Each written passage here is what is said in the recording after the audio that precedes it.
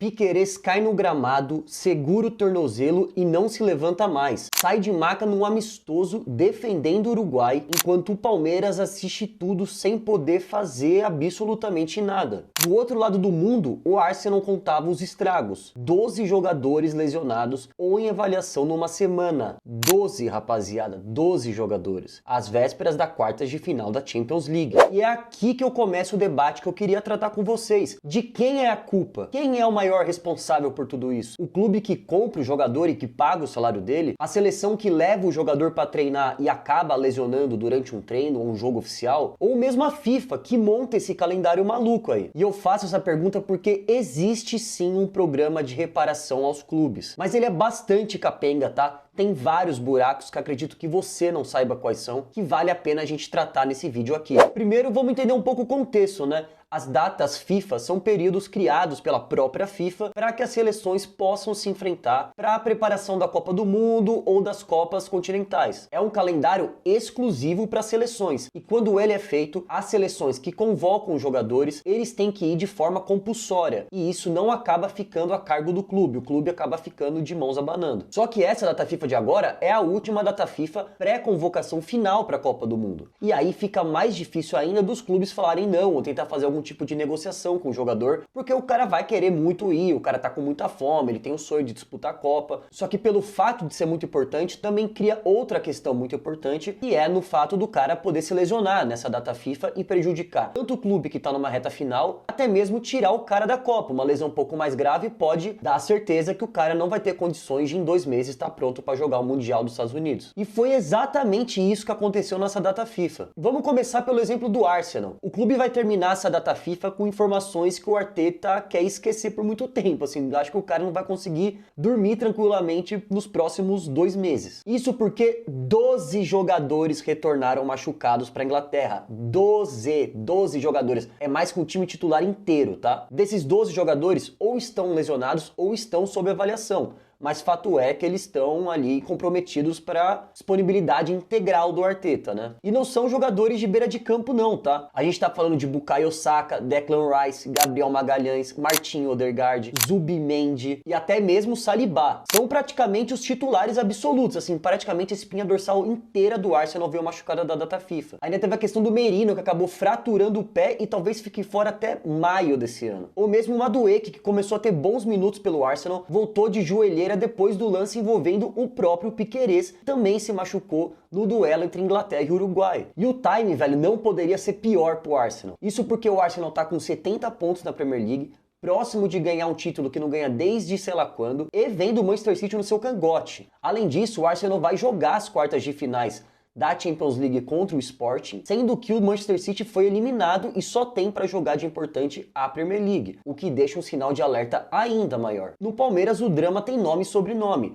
Joaquim Piquerez, o seu principal lateral esquerdo, se lesionou nesse fatídico lance aí contra o Madueke. Inclusive, o Piquerez saiu de maca, foi logo no começo do jogo, aos 10 minutos, saiu de maca, chorando, dava pra ver na cara que a lesão ali não era das mais simples. Além disso, o Vitor Roque também tá sob avaliação e tá fazendo um cronograma especializado porque aparentemente teve um trauma no joelho. O Paulinho, então, nem se fala, faz quase 2 anos que o cara não consegue jogar no Palmeiras e a última vez que ele jogou e jogou bem nos poucos minutos foi no Mundial de Clubes há mais ou menos 1 ano atrás. E o foda nisso tudo é que o Palmeiras vai jogar aproximadamente 18 jogos entre abril e maio, sendo que esses jogadores vão ficar praticamente fora. E a gente sabe muito bem que são 3 dos melhores jogadores do Palmeiras. Só que a pergunta que fica é, afinal, quem paga essa conta? Existe um mecanismo para isso? Vou te falar que sim, e que é da própria FIFA. Mais do que isso, tá? De forma didática, eu vou te trazer um exemplo do Flamengo, que acionou a FIFA na época que o Pedro se lesionou em um treino da seleção brasileira. Em setembro de 24, vamos lembrar que o Pedro acabou se lesionando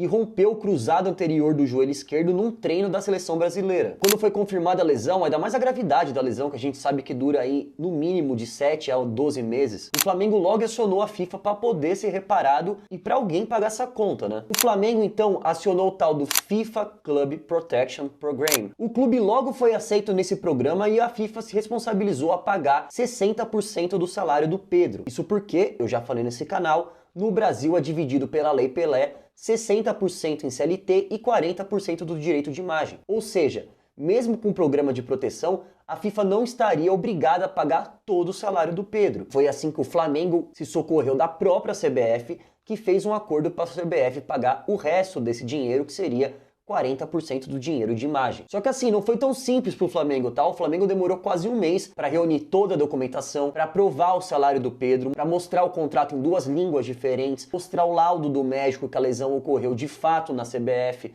dentro do CT da seleção, para aí sim a FIFA reconhecer e efetivar esse pagamento. Só que aquilo, quanto mais isso demora e mais demora para essa indenização, mais o Flamengo fica no preju. E como que esse troço funciona? A FIFA fica responsável em pagar o salário do jogador. Esse jogador tem que ter sido lesionado dentro de um contexto de seleções, numa data FIFA, e que essa lesão seja superior a 28 dias. Essa lesão não precisa ser exatamente em jogo, tá? Pode ser em treino, pode ser até em viagem, desde que o jogador esteja com a sua seleção nacional. O valor é calculado mais ou menos entre os dias de afastamento do jogador, sem considerar os primeiros 28 dias da lesão, tá? Seria quase uma carência ou tempo para o clube acionar a FIFA e mostrar toda a documentação, toda a lesão e tudo mais. Só que existe um teto para isso, tá? E esse teto está fixado em 7,5 milhões de euros por jogador. Se passar esse valor, a FIFA não paga. E mais do que isso, existe um teto global de 80 milhões de euros. E quando eu falo global, é global para todos os clubes do continente do planeta Terra, desta galáxia, durante o determinado ano. Ou seja, agora que teve toda essa lesão envolvendo o Arsenal, envolvendo o Piquerez, o próprio Rafinha no Barcelona e outros jogadores, só vai existir nesse caixa, nesse universo, 80 milhões de reais, tá? Passado esse teto, os clubes aí chupam o dedo e choram, não tem mais o que fazer, tá? E aí vem a parte boa do debate, tá? Você acha suficiente esse valor de 80 milhões de reais? Você acha que cobre todos os clubes e todos os prejuízos sofridos por esses clubes durante esse período de data FIFA e essas lesões tão graves em momentos tão cruciais da temporada? É uma pergunta que eu faço de forma genuína, tá? Se eu tivesse que dar minha opinião, eu diria que não. E eu tenho 3 razões, tá? Mas assim, de cara não. A primeira é a questão desse intervalo de 28 dias necessário, né? Tem lesão ali de músculo que não demora tudo isso, que demora 2, 3 meses, e aí a FIFA vai deixar de pagar quase 30% desse valor a título de indenização e o clube continua no prejuízo. Ou mesmo se a lesão for menos de um mês, né? O cara fica fora, sei lá, de umas quartas de finais da Champions, que vai acontecer, por exemplo, e não tem muito o que fazer, a FIFA não vai pagar, fica por isso mesmo. Outra questão é do caso Pedro, como eu disse, ali a FIFA só pagou 60% do valor. O Flamengo teve que se recorrer da CBF e fazer uma negociação por fora para a CBF pagar quase que a outra metade, que seria mais ou menos 40%. E o terceiro é, por óbvio, a questão dos 80 milhões. Como eu disse, é um fundo global. Com essa penca de jogador que se machucou agora, só pro Arsenal talvez não caiba os 80 milhões. Quiçá pro Palmeiras,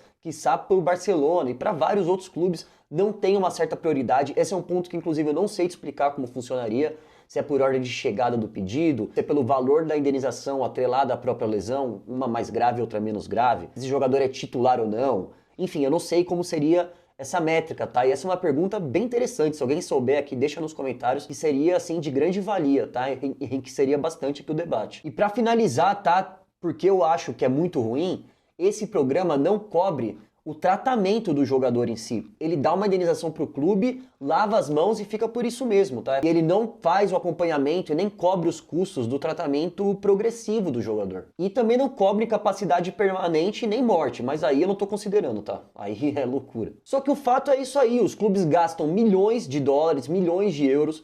O Arsenal, por exemplo, montou um time, tá muito próximo da Premier League, do título, e agora vê 12 jogadores ali que estão discutíveis ou de fato machucados, e o Arsenal agora vai voltar para as quartas da Premier e vai pegar um Sport com um time praticamente tudo remendado. Tem aí o City encostando no cangote dos caras e sabe-se lá se vai ter a sua dupla de zaga titular, o seu meio campo titular, os 2 ponta-direitas machucados. Assim, é muito complicado, velho, muito complicado mesmo. E mesmo que exista esse programa, mesmo que ele ajude em certo sentido, ele não satisfaz a questão, tá? Pelo contrário, não chega nem perto de solucionar. O Flamengo mesmo teve que fazer negociação com a própria CBF para poder pagar a lesão do seu principal jogador na época, com uma das piores lesões do futebol que a gente sabe, que é a questão do LCA. O Palmeiras agora vai ter que jogar com o Jefté ou com o Arthur da base, porque não se sabe se o Piquerez vai estar apto para começar a estreia da Libertadores, por exemplo. Um cara que também fazia a projeção de jogar a Copa do Mundo, que era o sonho de criança, não vai poder jogar no lance besta,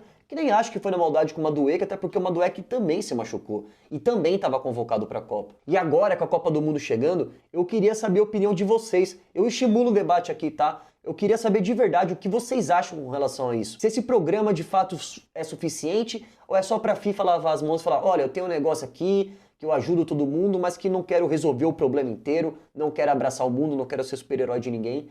E os clubes ficam à mercê aí da vontade do jogador, do sonho do cara, pagando o salário e agora fazendo tratamento no próprio clube, pegando um jogador quebrado que veio da seleção e ficar com o cara meses ali pagando o salário, pagando funcionário, pagando departamento médico, para poder recuperar o cara para depois entregar de novo para a Copa do Mundo. E se você gostou desse tipo de vídeo, esse vídeo um pouco mais voltado ao debate, um pouco mais analítico, se te fez pensar de alguma forma, de um jeito diferente, curte aqui esse vídeo, comenta, me segue também se possível, tá? Deixa o seu like, deixa o seu hype também, me ajuda muito. E segue o canal, porque aqui eu falo de futebol de uma forma não tão complicada, mas nem tão simples assim. De forma a fazer você olhar de outro jeito, pensar, exercitar esse teu cérebrozinho aí que tá sendo derretido pelas redes sociais e um monte de mulher rebolando a bunda. Eu sou o Dimas, esse aqui é o canal Fanatíssimo, Fanatíssimo em todas as redes sociais. Espero que você tenham gostado do vídeo, conhecido meu trabalho aí, fique com Deus e tamo junto.